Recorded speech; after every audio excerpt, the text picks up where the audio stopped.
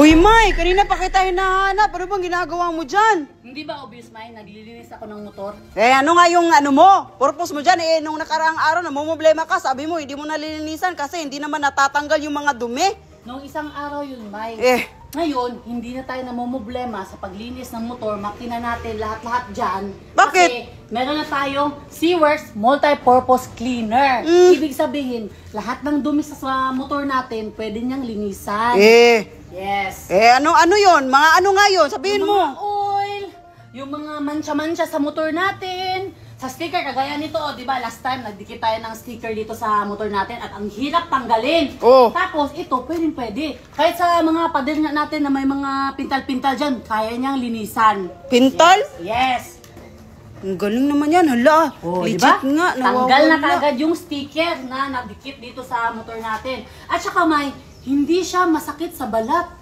Tignan nyo ha, di ba, pag naglilinis tayo, mayroon tayong mga oil dito sa kamay natin. Pwede yan pang linis, Talaga? Tanggal agad, Hala, Hindi mahapdi, May? Hindi mahapdi, May.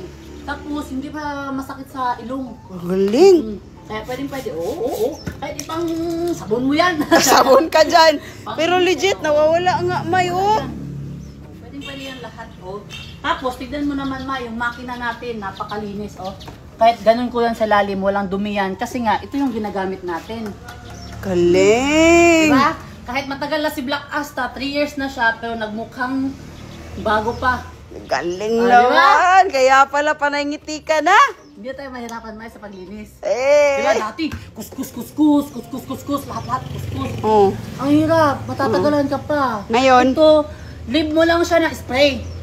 Leave mo lang siya 3 to 5 minutes.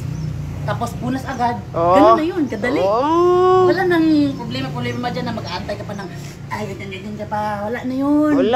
Ito na yung solusyon nyo sa paglinis ng mga motor nyo. Ganyan na kung ano yung sekreto natin. Ngayon mo lang yan sinabi, ha? Siyempre, ganun talaga. Hindi lahat ng sekreto, lahat sasabihin agad.